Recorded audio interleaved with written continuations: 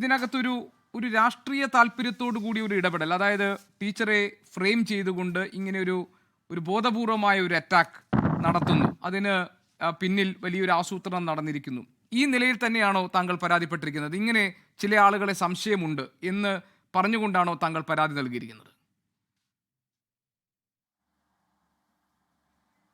അതെ, ഞാൻ എൻ്റെ പരാതിയുടെ അടിസ്ഥാനം എന്ന് പറയുന്നത് ഒരു സാമൂഹ്യ ജീവി എന്നുള്ള നിലയ്ക്ക്, പ്രത്യേകിച്ച് ഇന്ത്യയിലെ ഒരു വ്യക്തി എന്നുള്ള നിലയ്ക്ക് എൻ്റെ രാജ്യവും എൻ്റെ നിയമവ്യവസ്ഥയും സംവിധാനങ്ങളും ഭരണഘടനയും ഉൾപ്പെടെ എനിക്ക് ഉറപ്പ് തരുന്ന ഒരു പരിരക്ഷയുണ്ട്.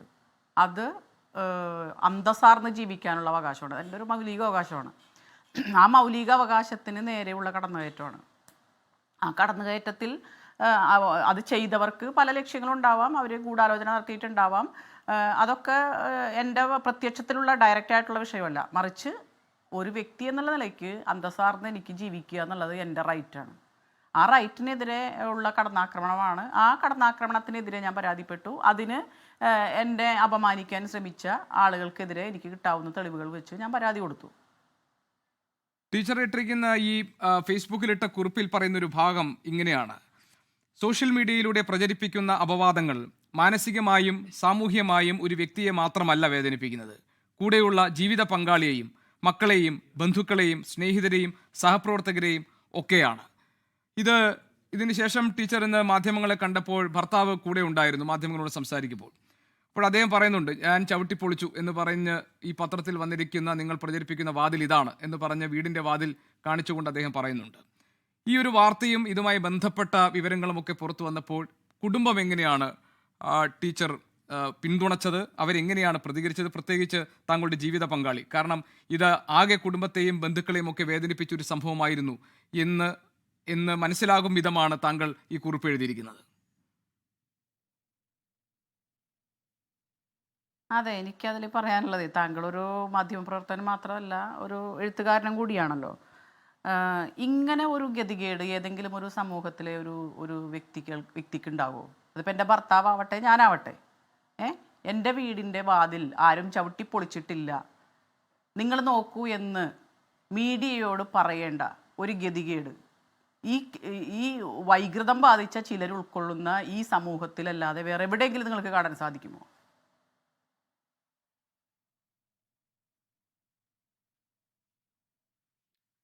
ശരിയാണ് ടീച്ചർ.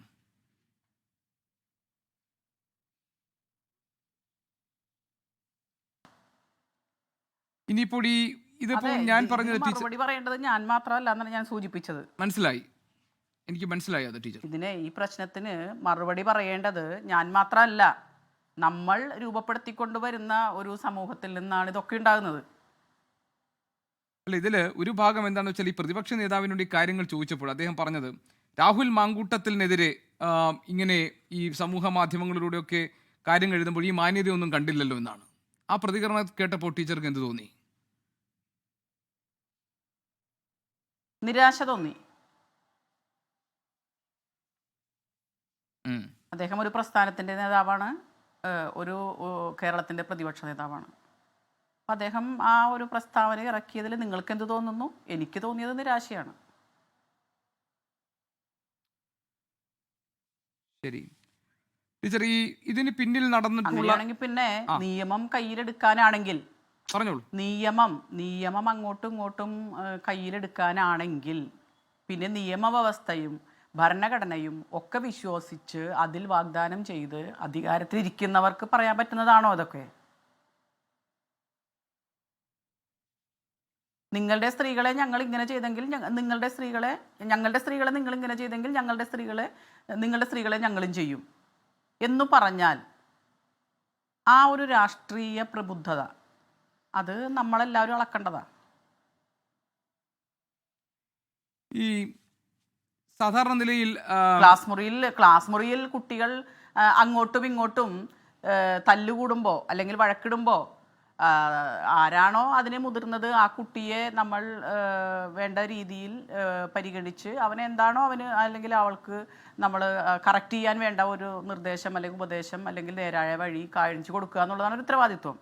അല്ലാതെ നീ രണ്ടിടി ഇടിച്ചെങ്കിൽ അടുത്ത ആൾ നീ അപ്പുറത്തോട്ട് 2 ഇടി കൊടുക്കൂ എന്ന് നമ്മൾ എൻ്റെ ക്ലാസ് മുറികളിൽ കേരളത്തിലെ വിദ്യാലയങ്ങളിൽ നമ്മൾ കുട്ടികളെ പഠിപ്പിച്ചാൽ അവിടെ നിന്ന് പുറത്തു വരുന്ന കേരള സമൂഹം ഏതൊരു രീതിയിലായിരിക്കും? ഷൈൻ ടീച്ചർ, ഇത്തരം സംഭവങ്ങൾ ഇപ്പോൾ നമ്മുടെ ഈ സമൂഹ മാധ്യമങ്ങളൊക്കെ വന്ന ശേഷം ഇതുപോലെയുള്ള വളരെ, അതായത് ഒരു വൈകൃതം ഉള്ള മനസ്സ്, അങ്ങനെയുള്ള ആളുകൾ അവർക്ക് ഏറ്റവും ശക്തമായ അവരുടെ വൈകൃതത്തെ പുറത്തേക്ക് കൊണ്ടുവരുന്ന ഇടമാണ് ഈ സമൂഹ മാധ്യമങ്ങളൊക്കെ തന്നെ. ഇപ്പോൾ പല കാര്യങ്ങൾ, ഇപ്പോൾ ടീച്ചർക്ക് മാത്രമല്ല, അങ്ങനെ അനുഭവം ഉണ്ടായ ധാരാളം ആളുകളുണ്ട് പല പല സന്ദർഭങ്ങളിൽ ഇത്തരം സൈബർ ആക്രമണങ്ങൾക്ക് ഇരയാകേണ്ടി വന്നവർ.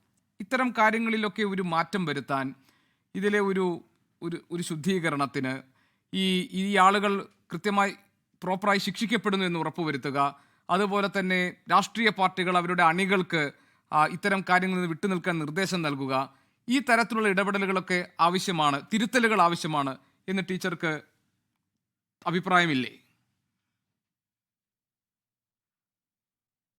തീർച്ചയായിട്ടും അതൊരു ലീഡിങ് ക്വസ്റ്റ്യനാണ്, യെസ് ഓർ നോ ക്വസ്റ്റ്യനാണ്. അപ്പോൾ അതുകൊണ്ട് യെസ് എന്ന് പറഞ്ഞ് മാത്രം ഞാൻ അവസാനിപ്പിക്കാൻ ആഗ്രഹിക്കുന്നില്ല. നമ്മുടെ സമൂഹം കറക്റ്റ് ചെയ്ത് മുന്നോട്ട് പോകുന്നത് പലതരത്തിലുള്ള അധ്യാപകരിലൂടെയാണ്. അത് നമ്മുടെ രക്ഷിതാക്കൾ മുതൽ അതിനുശേഷം ഞങ്ങളുടെ കയ്യിൽ, അധ്യാപകരുടെ കയ്യിൽ കിട്ടുന്നു.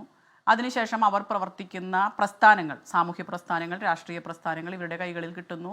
അവരൊക്കെ ഈ രാജ്യത്ത് നിലനിൽക്കുന്ന നിയമങ്ങൾക്കനുസരിച്ച് അവരെ ഷെയ്പ്പ് ചെയ്യാണ് വേണ്ടത്, ആ സമൂഹത്തെ ഷെയ്പ്പ് ചെയ്യാണ്ട് വേണ്ടത്. അവർക്ക് പല ഇതിലേക്ക് കടന്നു വരുന്നവർക്ക് പല മനോവൈകൃതങ്ങളോ അല്ലെങ്കിൽ കഴിവുകളോ ഒക്കെ ഉണ്ടാവാം. ആ കഴിവുകളും കഴിവുകേടുകളും പരിശോധിച്ച് അവരെ നേരായ വഴിക്ക് നയിക്കേണ്ടവരാണ് നേതാക്കന്മാർ. അവരധ്യാപകരാണ് ഒരർത്ഥത്തിൽ. അപ്പോൾ അത് ചെയ്യുക. കൂടാതെ എന്നിട്ടും നമ്മുടെ കൈകളിൽ ഒതുങ്ങാത്ത ഇത്തരം കുറ്റവാളികൾക്കെതിരെ രാജ്യം നമുക്ക് നൽകുന്ന പരിരക്ഷ, നിയമം നമുക്ക് നൽകുന്ന പരിരക്ഷ, അത് വേണ്ട വിധത്തിൽ ഉപയോഗിക്കുക. ഇപ്പോൾ ഇന്ത്യൻ ഭരണഘടനയിലും അതുപോലെ തന്നെ രാജ്യത്തെ ന്യായ സംഹിതകളിലും നമുക്കുള്ള പ്രൊട്ടക്ഷനും കാര്യങ്ങളും ഒക്കെ ഉണ്ട്. പക്ഷെ അതിന് ജീവൻ വെപ്പിക്കുന്നത് ആരാ? അതിന് ജീവൻ വെപ്പിക്കുന്നത് നമ്മൾ ജീവിതത്തിലൂടെ കടന്നു പോകുമ്പോൾ, ജീവിത പ്രതിസന്ധിയിലൂടെ കടന്നു പോകുമ്പോൾ ആ പ്രതിസന്ധികൾക്കകത്ത് ഒരു താങ്ങായി നമ്മുടെ നിയമത്തെ നമ്മൾ ഓരോരുത്തരും ഉപയോഗിക്കുമ്പോഴാണ് അതിന് ജീവൻ വെക്കുന്നത്. അങ്ങനെ ജീവൻ വെപ്പിക്കാൻ ഇതിന് വിക്ടിമൈസ് ചെയ്യപ്പെടുന്ന ആളുകൾ അതിന് തയ്യാറാവുക. അത്തരം കുറ്റവാളികളെ തിരുത്താനോ അല്ലെങ്കിൽ അവരെ ഒറ്റപ്പെടുത്താനോ അവർക്ക് എതിരായ നിലപാടുകൾ സ്വീകരിക്കാനോ രാഷ്ട്രീയ പ്രസ്ഥാനങ്ങളും മുന്നോട്ട് വരണം. എന്നാൽ മാത്രമേ ഒരു കറക്റ്റായ സൊസൈറ്റി, എല്ലാവർക്കും എന്താ പറയുക, അന്തസ്സോടുകൂടി രാഷ്ട്രീയ പ്രവർത്തനവും സാമൂഹ്യ പ്രവർത്തനവും വ്യക്തിജീവിതവും ആസ്വദിച്ച് മുന്നോട്ട് പോകാൻ കഴിയുള്ളൂ.